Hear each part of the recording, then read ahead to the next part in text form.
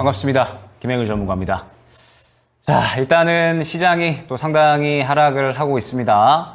불과 이 4거래일 만에 한 달 동안 올려놨었던 그러한 상승량들을 일제히 다 뱉어내는 그러한 흐름들이 나오고 있습니다. 코스닥이 이제 상당히 조금 낙폭이 커지는 그런 모습들이 나타나고 있고, 코스피 같은 경우에는 그래도 반도체가 어느 정도 버텨주면서 지수는 이 지지를 어느 정도 해주는 그런 모습들이 나타나고 있습니다.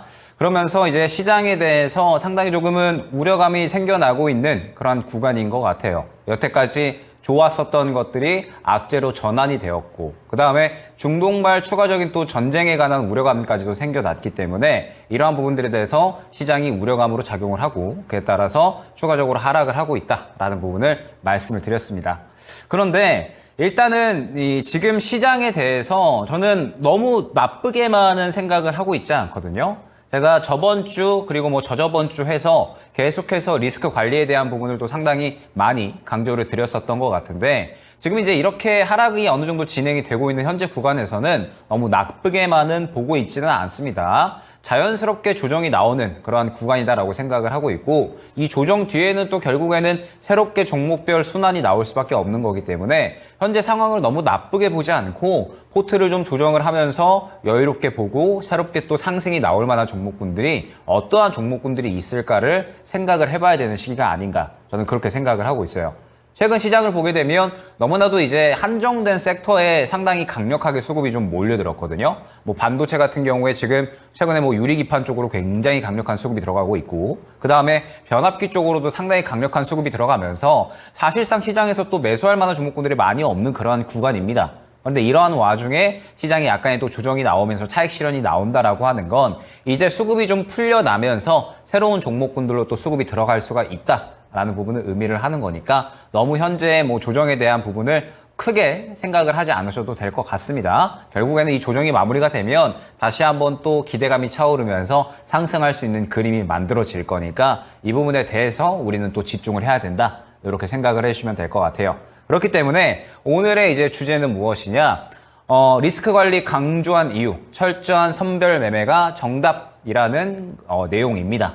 그러니까 제가 저번 주, 저저번 주에 리스크 관리를 어느 정도 해주셔야 된다, 슬슬 시장에 대한 부분에 대해서 약간은 전체적으로 고점에 있다 보니까 조심해야 되는 구간이다 라고 상당히 많이 강조를 드렸었잖아요. 그러면 이제 뭐 저번 주, 저저번 주 내용을 어느 정도 확인을 하셨던 분들은 어느 정도는 이제 현금 확보가 되어 있으실 거다라고 생각을 하고 있고, 그러면 이제 현금 확보를 해놓으신 분들은 앞으로 어떻게 우리가 또 종목들을 매매를 해야 될까, 이 부분을 또 생각을 해야 되는 타이밍이라고 보고 있거든요. 그런데 지금 올해 1분기가 지나갔습니다. 그리고 이제 2분기가 시작이 됐는데 1분기 동안의 매매 동향, 그리고 오늘까지 2분기 동안의 매매 동향을 보게 되면 결국에는 시장은 철저하게 한정된 섹터 내에서만 수급을 계속해서 돌렸습니다. 즉 시장은 계속해서 선별적으로 이 종목들이 상승이 나오고 있다라는 부분을 의미하고 있고요. 그러면 우리가 그러한 부분들을 파악을 해봤을 때 앞으로의 시장도 그렇게 이제 선별적으로 상승이 나오지 않을까? 선별적으로 순환이 나오지 않을까라는 부분을 우리가 생각을 할 수가 있는 거죠. 그렇기 때문에 앞으로의 시장에 대한 부분도 4월달 지금 이제 2분기가 새롭게 시작이 됐는데 앞으로의 시장에 대한 부분도 선별적으로 종목들이 올라온다라는 부분을 우리가 생각을 해야 되는 거고요. 선별적으로 올라갈 것이기 때문에 우리는 확실하게 올라갈 수 있는 종목들을 잘 고르는 게 중요한 그러한 이 시기다 라는 부분을 생각을 해주셨으면 좋겠습니다. 그러면서 지금 이제 시장에 대해서 또 이제 한번 우리가 파악을 해보고 가야 될 것 같아요. 현재 시장의 순환에 대한 부분이 여러분들이 확실하게 또 이해가 되어 있으셔야지만 결국에는 향후에 또 시장이 어느 정도 바닥을 잡아주는 구간에 나오는 이슈 플로우들을 확인을 하면서 시장에 대해서 대응이 가능합니다. 결국 우리는 지금 리스크 관리를 어느 정도 했다라고 한다면 바닥을 기다렸다가 올라가는 타이밍에 또 적극적으로 매수를 할 수 있는 그러한 준비를 해야 되는 시기이기 때문에 전체적인 플로우나 혹은 순환에 대한 부분을 이해하고 갈 수 있어야 되거든요. 그렇기 때문에 현재 시장에 대한 부분을 먼저 한번 또 파악을 해보고 가도록 하겠습니다. 자, 지금 현재 시장에 대한 부분을 우리가 이제 이야기를 해보면 결국에는 완전하게 금리 인하에 대한 부분으로 움직이고 있다라는 부분을 생각을 한번 해보시면 좋을 것 같아요. 물론 이제 반도체 같은 경우에는 워낙에 좋은 내용들이 많이 나오다 보니까 이 좋은 내용들에 대해서 계속해서 주가가 쭉쭉쭉 올라가는 모습들, 좋은 작용들을 해주고 있는 그런 모습들을 확인을 할 수가 있습니다.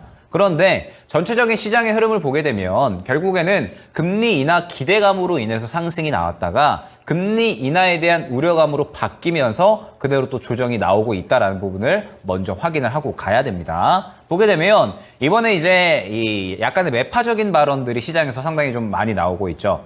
금리 3번 인하. 결론적으로 이제 이번 FOMC에서 금리 인하를 3번 진행할 것이다. 연내에. 그리고 파월이 이제 이야기했었던 부분. 물가가 2%대가 확인이 된다라고 하면 금리 인하를 진행을 할 것이고 지금 금리 인하에 대한 부분은 굳이 늦출 필요는 없다라고 했었던 발언들이 반대되는 이러한 이제 또 약간의 매파적인 발언들이 나오게 되면서 시장의 분위기가 전환이 됐다 생각을 해주시면 될 것 같아요. 보게 되면 금리 3번 인하에 대한 부분은 그냥 전망이고 예측일 뿐 약속된 부분이 아니다라고 지금 현재 이 연준에서는 이야기를 하고 있습니다. 그러면서 최근에 이제 파월이 인플레이션이 잡혔다라는 확신이 들기 전까지는 금리를 내리지 않겠다라고 발언을 했고 그러면서 지금 최근에 미국에서 고용지표나 경제지표가 굉장히 또 강력하게 나오고 있거든요. 그러다 보니까 지금 이렇게 고용지표나 경제지표가 강력하게 나오는 상황에서는 금리 인하를 굳이 서두를 필요는 없다라는 그러한 이야기를 하고 있습니다. 그러면서 이제 뭐 카시카리 총재 같은 경우에도 올해 금리 인하 필요 없을 수도 라는 이러한 발언들을 했어요. 그리고 뭐 라파엘 보스틱 여는 총재 같은 경우에는 올해 금리 인하 한 번이면 충분하다 이러한 이야기를 했습니다. 즉 사실 이제 뭐 우리나라 같은 경우에는 그렇게 체감은 안 되지만 미국 경제 같은 경우에는 여전히 튼튼한 모습을 보이고 있다 보니까 전체적으로 이제 뭐 미국의 경제학자들이나 아니면은 이제 시장 조성자들이 지금 이러한 경제 상황이라면은 굳이 금리 인하를 서두를 필요가 없겠는데라는 발언들을 계속해서 하고 있는 거예요. 그러면서 시장에 매파적인 발언들이 나오다 보니까 시장 투자자들이 굉장히 처음에는 기대를 했었죠. FOMC 끝나고 나서 파월이 굉장히 시장에 여태까지는 친화적인 인물이 아니었는데 이번 FOMC에서는 상당히 긍정적인 발언을 해주다 보니까 상반기 금리 인하 가능성 상당히 높아졌겠다. 6월에는 금리 인하를 하겠구나. 이러한 기대감으로 상당히 이제 이 매수세가 끌어올려졌었습니다. 그러면서 특히나 금리 인하를 한다라고 하면 유동성이 또 시장에 풀려나게 되잖아요. 그러면서 외국인들이 위험 자산에 대한 투자 심리가 높아지고 그러면서 우리나라에 또 상당히 강력한 투자 심리가 형성이 된 거거든요. 그러면서 이제 뭐 삼성전자나 SK하이닉스 뭐 반도체 종목들 일제히 다 끌어올리는 코스피 코스닥 양시장 갭으로 끌어올려지는 그러한 그림들이 나왔던 겁니다.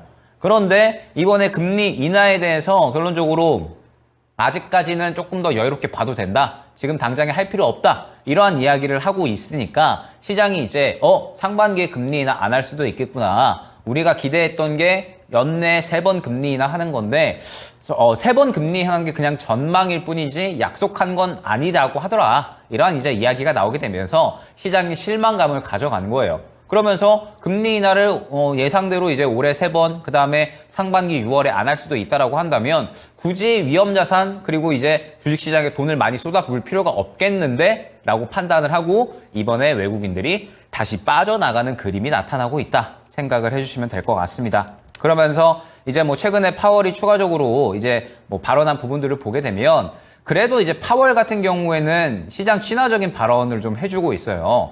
약간은 이제 파월이 스탠스가 좀 바뀐 것 같아요. 최근에 뭐 FOMC라든지 시장이 약간 꺾일 것 같으니까 그래도 이제 인플레이션에 대해서 긍정적인 발언들을 조금은 해주고 있거든요. 2%대로 가는 데에 있어서 약간은 울퉁불퉁한 비포장 도로 같은 길을 우리가 가고 있지만 결국에는 목적지를 향해서 가는 건 뭐 틀림이 없을 것이다. 이러한 발언들을 하면서 그래도 시장이 약간은 이제 긍정적인 반응을 어제 해줬습니다. 그래서 결론적으로 고용지표가 강하게 나오고 경제지표가 계속해서 강하게 나오다 보니까 미증시도 상당히 급락하는 모습, 우리 증시 같은 경우에도 추가적으로 하락하는 모습이 나오고 있다 생각을 해주시면 될 것 같아요. 여기에 더해서 이제 뭐 중동발 이슈가 또 추가적으로 나왔죠. 이란이 이제 이스라엘에 또 보복을 하겠다 이러한 이야기를 하게 되면서 이란까지 또 참전을 하게 되면은 유가가 엄청나게 또 급등을 할 수밖에 없는 시나리오가 나타나는 거고 그러면은 또 결국에는 우리 뭐 전방 산업이나 제조업 쪽에 비용이 또 크게 증가하는 것이기 때문에 결국에는 이러한 부분들을 봤을 때 시장에서 약간은 이제 또 우려할 만한 악재가 추가적으로 나왔다라는 점. 이러한 부분들이 또 이제 종합적으로 작용을 하면서 뭐 중동 전쟁에 대한 우려감, 그 다음에 금리 인하에 대한 우려감으로 인해서 결론적으로 최근에 시장이 상당히 하락을 하고 있다 생각을 해주시면 될 것 같습니다. 그렇기 때문에 제가 이제 저번 주에 결론적으로는 조심하셔야 된다라는 부분 상당히 좀 많이 강조를 드렸었어요. 알테오젠 같은 이러한 제약바이오 관련된 종목들을 좀 가져오면서 반도체 같은 경우에는 워낙에 좋은 내용들이 많이 나오고 있기 때문에 수급을 계속해서 좀 밀어 올려주는 그런 움직임들이 나오고 있거든요. 그런데 알테오젠 같은 경우에는 흐름을 보게 되면 고점에 도달을 해 있었을 때 물량이 상당히 부족한 모습을 보였었습니다. 잠깐 이제 넘어가서 보면 알테오젠 같은 경우에 이제 어떠한 그림이었냐면 고점에 이제 이 주가가 위치를 해 있었잖아요. 저번 주에. 주가가 이제 고점에 위치해 있었는데 이 구간의 수급 흐름을 보게 되면 저점에서는 굉장히 강력한 수급이 들어와 있었습니다. 그런데 고점에서는 수급이 전체적으로 메마르는 모습들을 보여주고 있었어요. 그러면 항상 제가 말씀드리는 부분이 무엇이냐. 고점에서 추가적으로 치고 가기 위해서는 물량을 계속해서 밀어 넣어줘야 되는 움직임이 나타나줘야 되거든요. 그러면 저가에서 알테오젠이 이 정도의 물량이 들어와 줬었으니까 추가적으로 이 정도 이상 혹은 절반 정도의 물량이라도 들어와 줬어야지 추가적으로 밀어 올려지는 움직임이 나타날 수가 있었다라는 겁니다. 최근에 반도체 종목들 흐름 보게 되면 뭐 예로 들어서 한미반도체 같은 경우에 결국에는 이 고가에서 물량을 계속해서 밀어 넣어주는 움직임들이 나타나니까는 추가적으로 계속해서 상승이 나오는 모습을 확인을 할 수가 있었던 거거든요.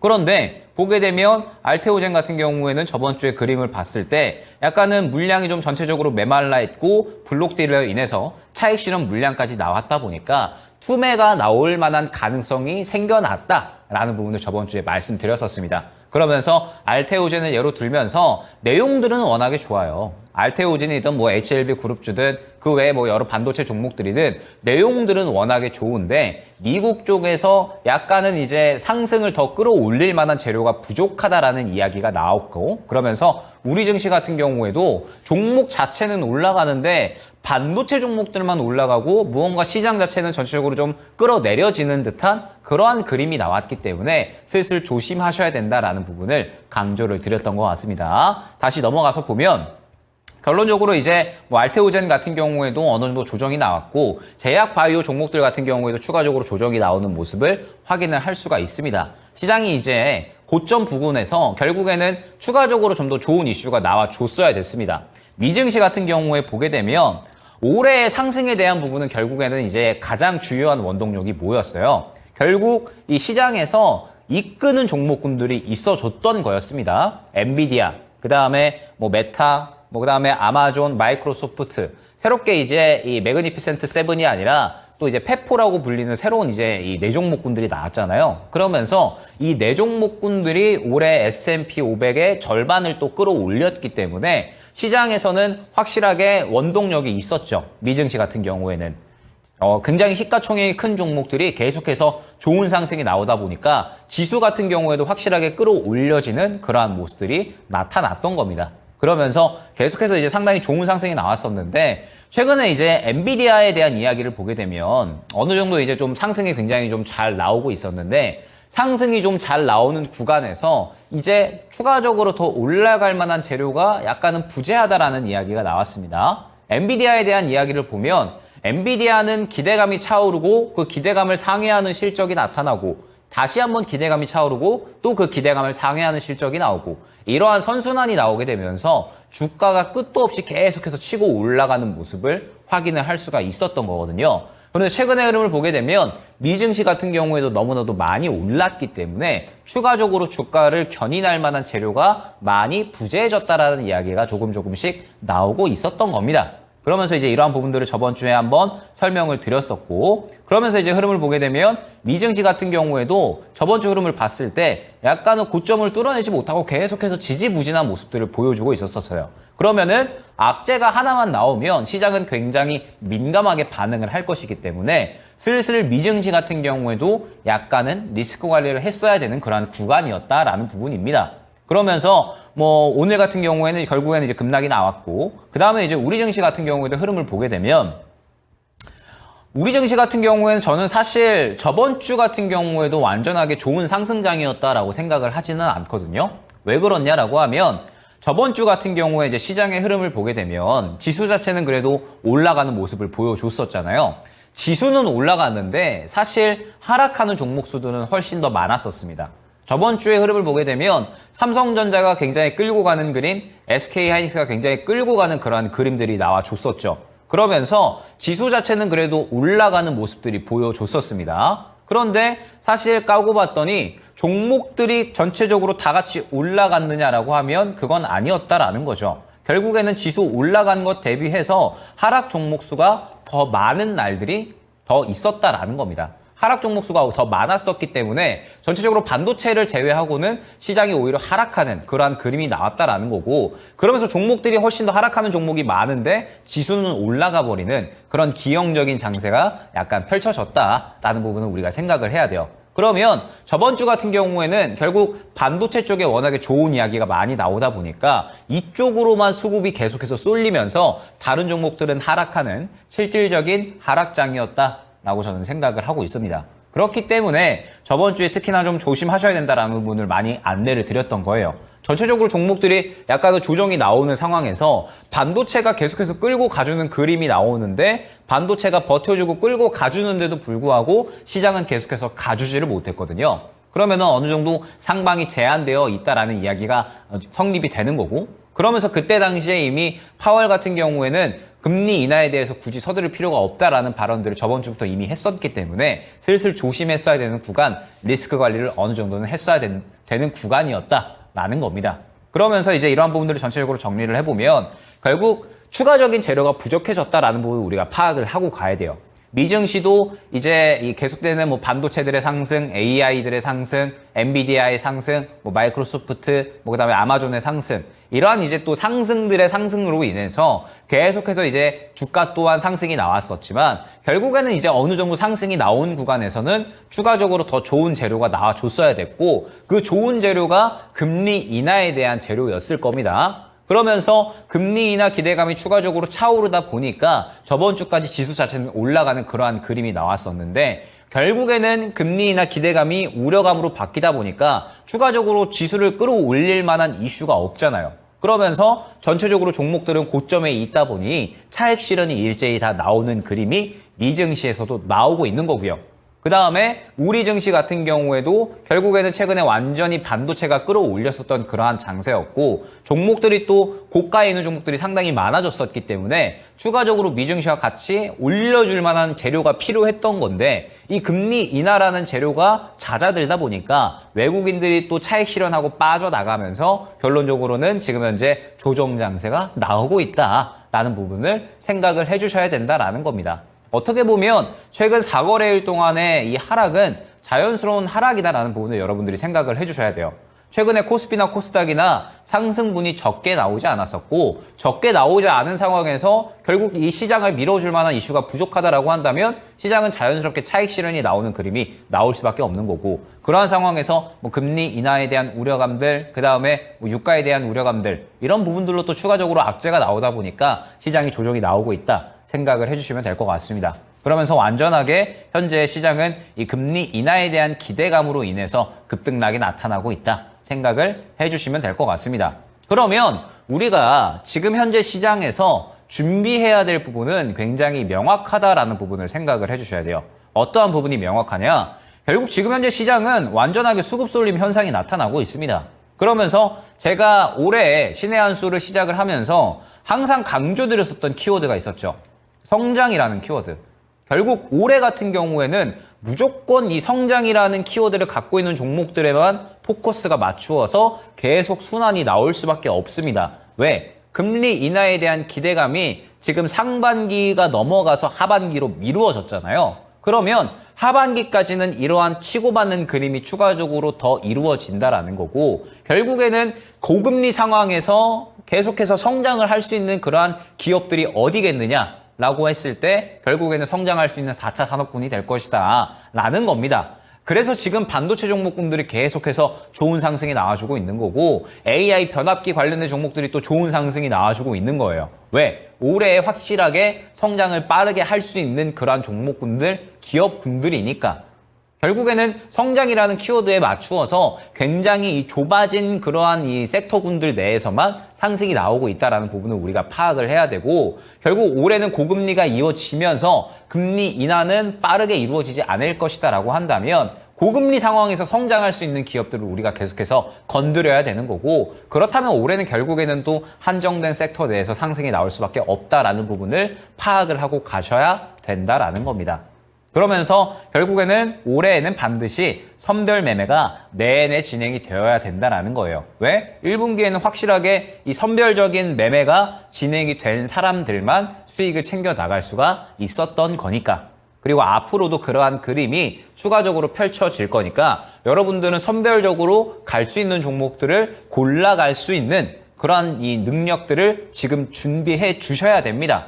그러면 그러한 부분들을 어떻게 준비를 해야 될까? 자, 저번 주, 저저번 주에 제가 리스크 관리에 대한 부분을 어느 정도 이제 강조를 드렸을 때 현금 확보가 되신 분들이 계신지 모르겠어요. 그러면 그분들은 지금 현재 시장에 대해서 이제 지켜보시면서 시장이 조정이 나오고 있으니까 상당히 이제 이 조정이 또 빠른 폭으로 나오고 있죠. 4거래일 만에 한 달 동안 끌어올려 놓은 거를 또 다 떨어뜨려 버렸으니까. 그러면 지금 해야 될 생각은 또 무엇이냐라고 했을 때 제가 말씀드렸던 부분이 무엇이었냐. 고점에서 상승이 나온 종목들이 차익 실현이 나와버려요.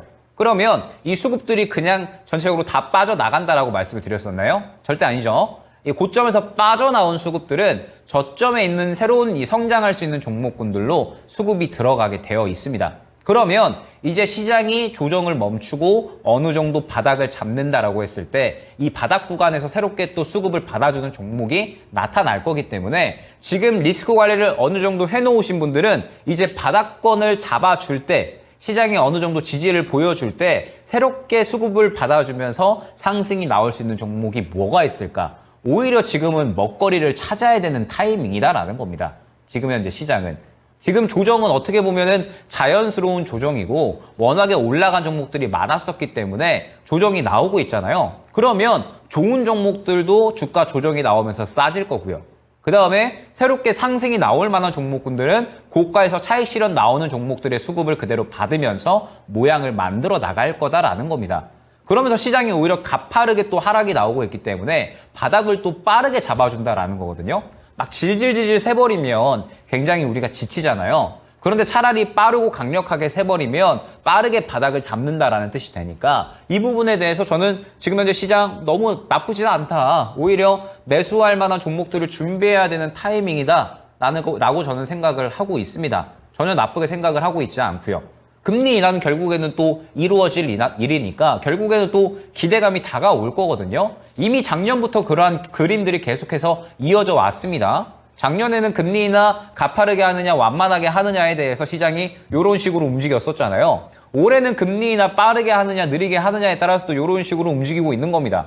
그러면 결국에는 약간의 박스권 흐름에서 계속해서 우리가 바닥을 잡는 구간만 잘 확인을 하면 사실 시장 대응에 대한 부분은 어려울 거는 없다라는 생각이 들어요. 시장이 고점에서 도달했을 때 차익 실현에 대한 부분, 리스크 관리에 대한 부분을 준비해주고 바닥으로 갔을 때에는 다시 한번 또 매매를 할 준비를 해주고 그러면 지금은 시장이 또 가파르게 하락이 나왔으니까 바닥 잡는 구간을 준비해서 매매할 준비만 해주시면 된다. 저는 그렇게 생각을 하고 있습니다. 그러면 이제부터 중요한 부분이 무엇이냐라고 했을 때 결국에는 수익이 날 수 있는 종목이에요. 시장에서 이 상승이 나올 수 있는 종목, 시장이 하락하고 지지받고 올라오는 이러한 구간에 있어서 시장을 이겨내고 올라올 수 있는 종목이 무엇인가? 이 부분을 우리는 지금 생각을 해야 됩니다. 자, 그러면 이제 이 종목들에 대한 부분을 또 이제 어떻게 잡아가야 될까? 요거를 또 생각을 해야 되는데 사실 제가 항상 강조 드리는 부분은 동일해요. 같은 키워드입니다. 수급에 대한 키워드를 저는 계속해서 강조를 드리고 또 강조를 드리고 있어요. 그러면서 이 제 매매의 가장 큰 부분 95%는 저는 수급을 보면서 매매를 진행을 하기 때문에 아마 지금 이 수급을 보시면서 얻어가시는 분들이 굉장히 많이 있으실 것이다 라고 생각을 하고 있고 그러면서 그냥 차트에 수급이 들어온 걸로 어떻게 알아? 라고 생각을 하시는 분들도 계실 겁니다. 그런데 제가 다시 한번 강조드리지만 제가 보는 것과 여러분들이 보는 건 그렇게 큰 차이가 있지 않아요.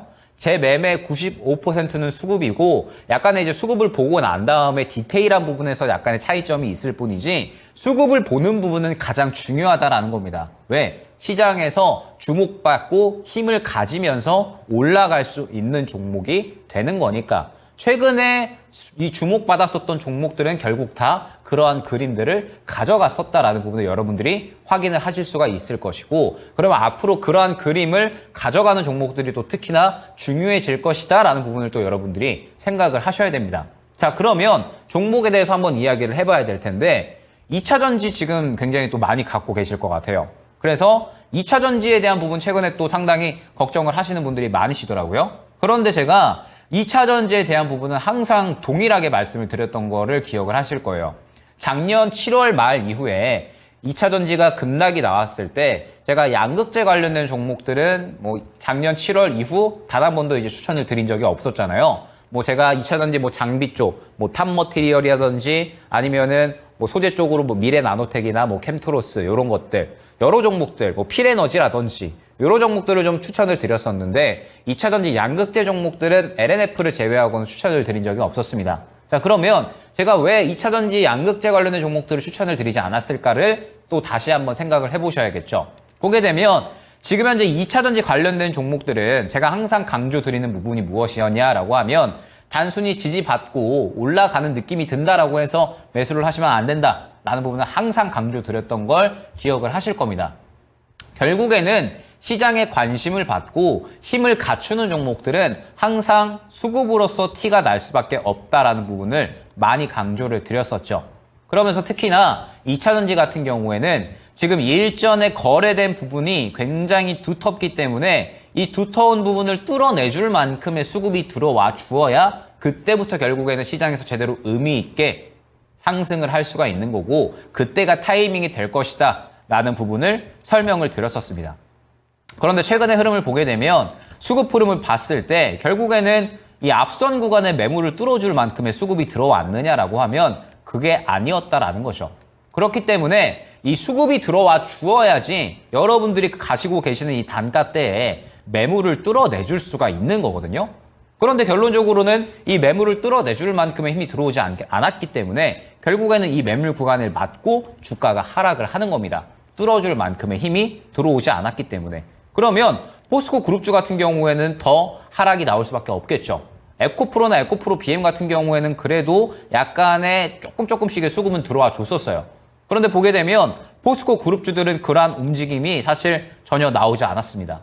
그러다 보니까 결국에는 지금 포스코 홀딩스는 예로 들어서 매물 구간이 이 정도로 지금 형성이 되어 있는데 이 매물 구간을 뚫어줄 만한 수급이 결국 최근에는 전혀 들어오지를 않았잖아요. 그러다 보니까 힘이 부재한 상황에서 시장이 하락을 해버리면 항상 수급이 들어와 줘야지 시장을 이겨내는 힘을 가져갈 수가 있다라는 부분을 설명을 드렸었잖아요. 그런데 포스코홀딩스 같은 경우에는 그러한 힘이 들어오지 않았다 보니까 결국에는 시장 하락하면서 그대로 주가가 하락하는 모습을 확인을 할 수가 있는 겁니다. 포스코 퓨처엠 같은 경우에도 마찬가지로 그러한 그림이 나오고 있는 거고요. 결국에는 수급적인 부분이 항상 중요하다라는 부분을 설명을 드렸었고 그러면서 양극재 관련된 종목들은 수급이 들어오는 부분을 좀 보시는 게 좋을 것 같다라는 부분을 항상 많이 강조를 드렸었습니다. 그러면서 결론적으로 최근에 수급이 들어오지 않았기 때문에 매물대를 맞고 떨어지는 그러한 그림이 나오고 있다라는 부분을 생각을 해주시면 좋을 것 같고 결국에는 이제 이 어느 정도 추세가 꺾였기 때문에 시간이 어느 정도는 또 걸릴 수밖에 없습니다. 그런데 이 부분을 다시 한번 또 생각을 해주시면 좋을 것 같아요. 계속해서 저는 양극재 관련된 종목들은 수급에 대한 부분을 상당히 많이 강조를 드리고 있는데 수급적인 부분을 봤을 때 결국 여러분들이 또 추가 매수를 해서 대응을 하셔야 된다라고 한다면 이번에는 수급이 언제 들어오는지를 보시고 나서 대응을 하셨으면 좋겠습니다. 제가 예전에 뭐 여러 번 말씀을 드렸었지만 이 구간에서 지지받을 때 매수를 해도 되느냐라는 질문을 들었을 때 항상 똑같이 말씀을 드렸었어요. 단순히 그냥 지지받는다라고 매수하지 마시고 확실하게 수급이 들어오는 움직임이 보이게 되면 그때 매수를 하시는 게 좋다. 단순히 지지받는다라고 해가지고 이 종목이 상승하지 않는 거고 결국에는 강력한 힘이 들어와 줘야지 시장을 이겨내고 상승이 나올 수가 있는 거기 때문에 그리고 지금 현재 2차전지 종목들은 매물대가 너무나도 두텁게 생겨났기 때문에 그 부분을 파악을 하고 확실하게 수급이 들어올 때 대응을 하셔야 된다라는 부분을 여러 번 많이 강조를 드렸었습니다. 그러면 이번에는 다시 한번 또 추세가 꺾이는 구간에 있기 때문에 바닥을 다시 한번 확인을 해야겠죠. 바닥을 다시 한번 확인하고 수급이 끌어올려지는 구간이 나왔을 때 그때 대응을 해야 된다라는 겁니다. 어찌됐든 뭐 전기차로의 전환의 흐름은 뭐 조금 시간의 차이가 있을 뿐 결국에는 진행이 될 것이다 라고 저도 생각을 하고 있으니까 결국 타이밍이 중요한 거거든요. 그러면 그 타이밍은 수급적인 부분을 보시고 대응을 하셔야 된다라는 점 다시 한번 강조를 드리도록 하겠습니다. 보게 되면 최근에 전고체 같은 종목들은 여전히 좀 반대되는 움직임이 나왔었어요. 뭐 전고체라든지 아니면은 뭐 엔캠이라든지 특히나 엔캠 같은 경우에는 뭐 저가 대비해가지고 5만 원에서 35만 원까지 상승이 나왔으니까 뭐 굉장히 큰 상승이 나온 거죠. 700배 가까이 상승이 나온 거니까. 그러면 엔캠이나 한농화성의 움직임이 왜 이렇게 움직일까를 생각을 해봐야 돼요. 그러면 전고체 관련해서 한농화성의 움직임을 봤을 때 결론적으로는 저가에서 굉장히 강력한 수급들이 들어와 주잖아요. 그러면서 제가 뭐라고 말씀을 드렸었죠? 저가에서 강력한 수급이 들어와 주면 앞선 구간을 소화를 해주는 거니까 앞선 구간을 소화해준 만큼 힘이 들어가 줬기 때문에 시장을 이겨내고 상승이 나올 수가 있다라는 겁니다. 시장에 관심을 받았기 때문에. 시장은 지금 결국 굉장히 단순하게 시장 논리에 의해서 움직이고 있는 거예요. 저가에서 누가 많이 사요? 그러면은 많이 사는 건 왜 사는 거예요? 좋으니까 사는 거잖아요. 좋으니까 사니까 소문이 나는 거고 소문이 나니까 사람들이 몰립니다. 그러면서 주가가 또 올라가는 거예요. 가격이 올라가는 거죠. 굉장히 간단한 시장 논리가 주식시장에도 그대로 펼쳐지고 있는 겁니다. 그런데 수급이 들어가지 않는 종목들은 결론적으로 아직까지 단가가 매력적이지 않은 거니까 사람들이 안 들어오는 거고 그러다 보니까는 힘이 계속해서 없는 거니까 가격이 떨어지는 거예요. 시장 논리에 의해서 지금 현재 주식시장은 그대로 다 움직이고 있는 겁니다.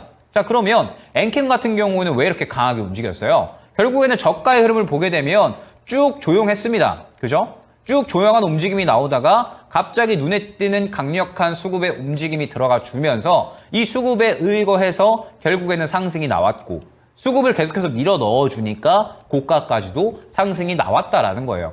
그러면서 제가 또 2월달, 3월달에 안내 드렸었던 뭐 탑머티리얼 같은 경우에도 어때요? 장비 쪽인데 결국에는 앞선 구간의 수급을 삼켜주는 강력한 수급 흐름이 이 구간에서 들어가 주니까 이 수급에 의거해서 힘을 받고 상승이 나왔다라는 거예요. 종목은 이런 식으로 선별을 하셔야 된다라는 겁니다. 제가 2차 전지에 대한 부분을 안내를 드릴 때 다른 양극재 종목들은 안내 안 드리고 LNF를 저가에서 안내를 드렸던 이유 그 다음에 2차 전지 종목들 뭐 3월 달에 뭐 탑머티리얼이나 뭐 켄트로스나 뭐 필에너지, 미래나노텍 이러한 종목들을 안내 드렸던 이유 결국에는 수급이 들어가 주면서 힘이 어느 정도 형성이 됐으니까 이 힘을 기반으로 올라갈 수 있겠다 이렇게 판단을 하고서 선별을 했던 겁니다. 그런데 지금 현재 시장은 말씀드렸듯이 선별이 되지 않고서는 수익을 보기가 굉장히 힘든 장입니다. 왜냐하면 좋은 이야기가 나와줘야 돼요. 결국에는. 좋은 이야기가 나와줘야 되고 그 좋은 이야기로 이 종목에 대한 성장성에 대한 기대감이 생겨주어야지 결국에는 상승이 나올 수가 있는 그러한 시장이다라는 겁니다. 지금 현재 양극재 관련된 종목들은 전기차 업황이 워낙에 좋지 않다 보니까 이 부분에 대해서 우려감들이 생겨나고 그러면서 이제 또 뭐 테슬라 뭐 계속해서 하락을 하고 있고 트럼프 리스크 이런 이제 좀 종합적인 여러 가지 이야기들이 또 겹치다 보니까 주가에 대해서 이제 관심도가 생겨나지가 않는 거예요. 그러면서 하락을 하고 있다라는 부분을 생각을 해주셔야 되고 그 다음에 최근에 반도체 같은 경우에 어떠한 흐름 나오고 있어요. 2차 전지와는 약간은 반대되는 움직임이 나오고 있죠. 보게 되면 한미 반도체 같은 경우에 어떠한 흐름이 나오고 있죠. 고가 부근에서 물량 밀어 넣어줍니다. 그리고 추가적으로 물량 계속해서 밀어 넣어주죠. 신고가 가면서 물량 밀어 넣어주면은 주가가 추가적으로 또 올라갈 수 있다는 부분을 안내를 드렸습니다. 아까 말씀드렸던 알테오젠과는 또 반대되는 움직임인 거예요. 그러면 고가에서 물량 밀어 넣어주니까 이 고가에서 물량이 살아버린 거잖아요. 힘이 살아버린 거잖아요. 그러면서 그 힘을 기반으로 또 신고가를 만들어내는 모습.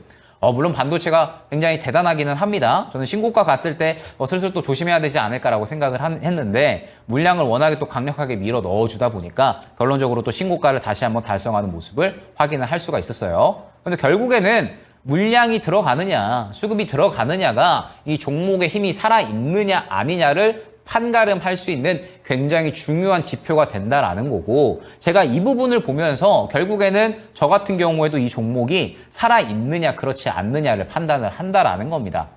제 매매의 95%를 지금 다 말씀을 드리고 있는 거예요. 물론 이제 여기에서 추가적으로 디테일한 부분들이 또 추가가 되겠지만 얻어가실 수 있는 분들은 정말 크게 많이 얻어가실 수 있을 것이다 라고 저는 생각을 합니다. 정말 중요한 부분을 말씀을 드리고 있는 거예요. 여러분들의 매매가 바뀔 수 있습니다. 수급만 보시더라도. 자, 그러면서 추가적으로 말씀을 드려보면 알테오젠 같은 경우에도 이제 또 마침 잘 나왔네요. 제가 알테오젠 같은 경우에는 저가의 영역이다라는 부분을 많이 설명을 드렸었어요. 왜 저가에 잡아놓으신 분들의 영역이다, 보유자의 영역이다 라는 부분을 말씀을 드렸었냐면 알테오젠 같은 경우에 이 구간에 접근하신 분들 굉장히 많았거든요. 이 고가 부근에서 접근하신 분들이 굉장히 많았었는데 아마 종목 상단도 굉장히 좀 많이 들어왔었던 걸로 기억을 합니다. 근데 제가 알테오젠은 이 구간에 접근하신 분들은 철저하게 보유자의 영역이니까 리스크 관리 무조건 하셔야 된다. 그러면서 블락딜 나왔을 때에는 이 구간 깼으니까 추가적으로 이 구간 한 번 더 깨는 것 같으면 무조건 매도하셔야 된다라는 부분을 많이 강조를 드렸었어요. 왜 그렇냐? 라고 했을 때 알테오젠도 결국에는 수급의 흐름을 보셔야 됩니다. 그러면 저가에서 연속적으로 물량 들어가 줬죠. 그러면 강력하게 저가에서 수급 흐름이 들어가 줬습니다. 누군가 저가에서 관심도를 가져가 주는 거죠. 소문이 나기 시작합니다. 알테오젠 좋다더라. 그러면서 주가가 끌어올려 줬어요. 자, 그러면 이제 이 단가에서는 어떠한 이 흐름이 유지가 돼요? 알테오젠 좋은 거 이미 소문이 다 났는데? 키투르다 좋은 거 소문이 다 났는데? 누구나 좋은 걸 다 알아요. 누구나 좋은 걸 다 아는 상황에서 이슈가 하나 더 나와 주어야 된다라는 거예요. 이슈가 하나 더 나와주면서 수급이 한 차례 더 들어가는 거를 확인을 하고 나서 들어가야 된다라는 겁니다. 고가에서 밀어줄 힘이 들어와 줘야 되는 거잖아요. 그런데 알테오젠 같은 경우에 고가에서 어떤 움직임이었어요? 물량이 안 들어가 버리잖아요. 고가에서 더 밀어주려면 수급이 한 차례 더 들어가 주면서 힘을 밀어 넣어줘야 되는데 힘이 안 들어가 버리잖아요. 그러면 이미 이 주가에서 알테오젠 좋은 거에 따라서 주가가 다 올라간 건데 여기서 추가적으로 더 올릴 만한 원동력 재료 자체가 부재해졌다라는 겁니다. 그런 상황에서 오너 일가가 블락딜까지 해버렸다. 약간의 투매가 나올 수 있는 구간이 형성이 되어 버렸죠. 그렇기 때문에 리스크 관리에 대한 부분을 제가 특히나 좀 많이 강조를 드렸던 겁니다.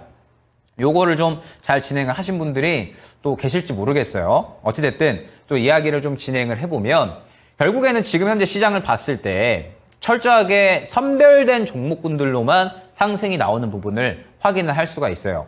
2차전지 같은 경우에도 우리가 좋았다라고 생각을 하는 종목들에 대해서도 굉장히 선별적으로 수급이 들어가고 있고 반도체 같은 경우에도 지금 어떠한 흐름이냐면 최초의 상승이 나왔었던 뭐 CXL이나 혹은 뭐 온디바이스 AI 돌았었죠. 그러다가 HBM 돌다가 HBM 돌고 나서 전공정 후공정 돌다가 그 다음에 최근에 기판 돌고 있잖아요. 이런 식으로 종목별 섹터별 내에서도 순환이 돌아버립니다. 그죠? 그러면서 굉장히 좋은 이슈가 나오고 성장성을 기대할 만한 키워드를 가진 종목들에 대해서 수급이 쏠리고 있는 게 지금 현재 시장이에요. 2차전지 같은 경우에도 좋은 이야기 나오는 종목군들로만 수급이 쏠리고 있는 거고 제약 바이오 같은 경우에도 최근에 알테오진이나 HLB 그룹주 같은 좋은 이야기 나오는 종목들에만 수급이 쏠리고 있습니다. 완전하게 한정적인 섹터군 내에서 선별적인 재료로만 상승이 나오고 있어요. 그런데 저는 이 그림이 어떻게 보면 적어도 올해 상반기 혹은 하반기로 넘어가는 시점까지는 이어지겠다라고 생각을 하고 있다라는 겁니다. 말씀드렸듯이 지금 현재 연준은 금리 인하를 굳이 급하게 할 필요가 없다라고 생각을 하고 있으니까. 그러면 시장이 결국에는 치고 올라가려면 유동성이 확보가 되어야 되죠. 유동성이 확보가 되려면 어떻게 해야 돼요? 결국에는 금리 인하를 실시를 해줘야 됩니다. 금리 인하를 실시를 해주어야 유동성이 확보가 되니까. 그런데 연준은 지금 현재 계속해서 물가 지표가 높게 나오고 경제도 튼튼하고 고용 지표도 높게 나오니까 굳이 금리 인하를 서두를 필요가 없다라는 스탠스예요. 그러면 고금리 상황이 이어진다라고 말씀을 드렸었고 고금리가 이어진다라고 했을 때 결국에는 뭐 3차 산업군이나 혹은 제조업군, 전방 산업군들은 실적이 크게 잘 나오기가 힘듭니다. 성장하기가 힘든 환경이에요. 그러면 결국에는 우리가 성장할 수 있는 종목 쪽으로 올해 내내 집중을 해줘야 된다라는 거고, 그 성장할 수 있는 종목군들 내에서도 이슈에 따라서 타이밍에 맞추어서 잘 접근을 해야 우리가 놓쳐가는 것 없이, 손실 없이 올해 내내 수익을 챙겨 나갈 수가 있다라는 겁니다. 올해 금리 인하가 시작이 될 거기는 하지만 하반기에 늦게 진행이 될 거기 때문에, 그렇기 때문에 최근에 이제 약간의 좀 차별적인 그림들이 나오고 있는 거예요. 2차 전지는 안 좋은 이야기 나오고 있죠. 계속해서 또 반도체 같은 경우에는 좋은 이야기만 또 나오고 있죠. 뭐 HBM에 대한 이야기, 그 다음에 업황 회복된다라는 이야기, 좋은 이야기 계속 나오죠. 그 다음에 뭐 그 외에 최근에 뭐 화장품주들 실적 좋아진다, 더 이상 나빠질 거 없다, 이러한 이야기 나오잖아요. 그러다 보니까 시장에서 또 반응이 나오는 거예요. 화장품주들 저는 더 갈 거다라고 생각을 합니다. 왜? 최근에 강력하게 수급이 들어와 줬으니까. 화장품주들은 좀 봐야 돼요. 자, 그러면 이러한 그림들 봤을 때 결국에는 좋은 이야기 나오는 쪽에만 이 수급이 집중되잖아요. 그럼 우리는 그러한 부분들을 봐서 올해에는 확실하게 좋은 종목들만, 가는 종목들만 접근을 해야 되는구나, 요거를 파악을 해야 되고, 그러면 결국에는 수급을 봐야 된다라는 겁니다. 제가 수급적인 부분을 정말 뭐 신의 한 수 이전에 미스터 마켓에서 정말 많이 강조를 드렸지만 결국에는 수급이 가장 중요하기 때문에 강조를 드리는 거예요. 제 매매의 가장 큰 축이고, 여러분들도 이 수급을 보는 부분이 어렵지 않기 때문에, 그러면은 시장에서 살아있는 종목을 구별을 할 수가 있기 때문에, 그래서 제가 강조드리고 또 강조를 드리는 겁니다. 시장에서 항상 강한 종목들은 바뀝니다. 계속해서 바뀌면서 수급이 밀어 올려지는 종목들이 순환을 꾸준히 하기 때문에 우리는 이 순환하는 흐름에 맞추어서 움직여야 결국에는 또 발빠르게 대응할 수 있는 투자자가 되는 거거든요. 그런데 아직까지 뭐 2차 전지에 대해서 계속해서 언제 올라갈까라고 생각을 하시는 분들이나, 아니면은 최근에 제약바이오 고점에서 다 좋다라고 해가지고 늦게라도 따라 타신 분들은 약간은 이제 새롭게 매매를 조금은 변경하실 필요가 있지 않을까라고 저는 생각을 하는 겁니다. 올해 시장은 철저하게 가는 종목들을 건드려야 되니까. 보게 되면 최근에 의료기기 같은 종목들, 피부미용 같은 종목들도 왜 이렇게 상승이 나오고 있느냐라고 했을 때 결국에는 실적이에요. 보게 되면 결국에는 실적에 대한 이야기가 상당히 긍정적으로 나오고 있습니다. 제가 비올을 남이따 시간에 한번 이제 안내를 드렸었는데, 비올 같은 경우에도 왜 이렇게 이 주가가 상승이 나왔을까 최근에, 그러면은 결국 피부 미용 쪽은 실적 성장에 대한 이야기가 계속해서 나와주니까 상승이 나오는 겁니다. 그러면 우리가 그러한 부분들을 사실 모든 종목을 다 알고 있으면 좋아요. 이 종목이, 이 기업이 계속해서 실적이 올라간다, 좋아진다, 이런 부분들을 다 파악하고 있으면 괜찮아요. 그런데 알 수가 없잖아요. 그렇기 때문에 수급적인 부분으로 충분히 파악이 가능하다라는 겁니다. 앞선 구간에 매물 구간을 다 삼켜주는 수급이 갑자기 들어갔다? 이건 분명히 뭐가 있다라는 거고, 뭐가 있을까를 파악을 해보면 그때부터 찾아봤을 때 비올이 내용이 굉장히 좋네, 올해 굉장히 실적 성장해준다네, 그러면은 매수 한번 고려해볼까? 살아있는 종목이 되었으니까 매수 한번 해볼까? 생각을 해보는 거죠. 시장을 이겨낼 만한 힘이 들어왔으니까. 자, 그 다음에 화장품주들 어때요? 최근에 흐름 좋았잖아요. 수급 살아있잖아요. 화장품들 그러면 제가 더 왜 간다라고 이야기를 하겠어요. 수급이 굉장히 잘 들어와 줬고 아직까지 살아있는데 지금 올해부터 실적 성장 계속 해주고 있다네, 더 나빠질 게 없다라고 하네, 그러면은 여기에서 또 한번 매수를 해볼 만한데 라고 생각을 하는 거죠. 자, 그 다음에 뭐 원택 같은 경우에도 마찬가지로 저점에서 밀어 올려주는 수급 들어와 주니까 원택 올해 성장한다네, 좋아진다네, 그러면은 또 마찬가지로 매수 고려해보는 거고, 수급을 통해서 살아있는 종목들은 사실 여러분들이 다 파악을 하실 수가 있다라는 거예요. 지금 현재 여러분들이 갖고 계시는 보유 종목조차도 살아있는지 그렇지 않은지, 언제 추가 매수를 해야 되는지 다 파악이 가능하다라는 겁니다. 제가 일전에 변압기를 아마 가장 먼저 말씀을 드렸을 것 같아요. 시장에서 LS 일렉트릭이나 일진전기 이러한 종목들을 제가 3% 시간에도 말씀을 드렸었고, 뭐 점상이라든지 남이따 시간에 변압기 관련된 종목들 정말 많이 강조를 드렸었죠.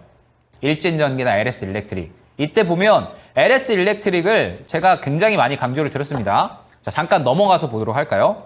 자, LS 일렉트릭과 일진전기를 제가 이제 언제 강조를 드렸었냐면 이때 안내를 드렸었어요. 흐름을 봤을 때 LS 일렉트릭이 안내를 드린 부분이 이 부분이었는데, 그러면 제가 왜 이 LS 일렉트릭을 강조를 드렸을까를 생각을 하셔야죠. 제가 예전에 LS 일렉트릭 이때 종목 상담이 한번 들어왔었습니다. 그런데 이때에는 제가 좋게 말씀을 안 드렸어요. 물량이 강력하게 차익 실현이 나왔기 때문에 차익 실현에 대한 부분을 대비하셔야 된다. 그때는 이렇게 말씀드렸거든요. 그런데 LS 일렉트릭을 제가 왜 이때 모든 방송, 나가는 방송이랑 나가는 방송 다 나와서 말씀을 드렸겠느냐라고 하면 갑자기 눈에 띄는 확실한 수급이 들어와 주잖아요. 갑자기 말도 안 되는 큰 수급이 들어와 주잖아요. 그러면서 내용을 봤더니 AI에 엮여버린 거예요.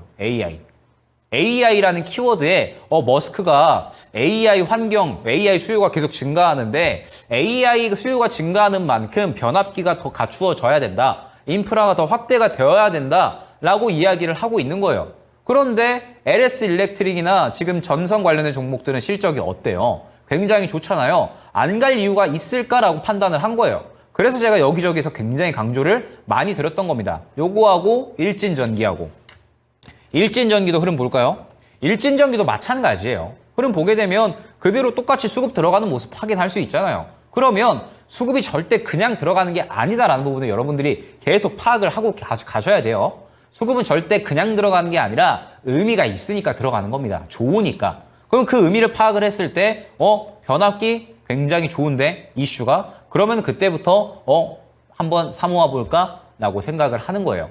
이런 식으로 여러분들이 매매를 하셔야지 선별적으로 시장에서 강한 종목들을 잡아낼 수가 있다라는 겁니다. 자, 그러면 다시 이제 넘어가서 제가 이제 시장에 대해서 너무 이제 나쁘게 생각하고 있지 않다라는 부분을 설명을 드렸었잖아요.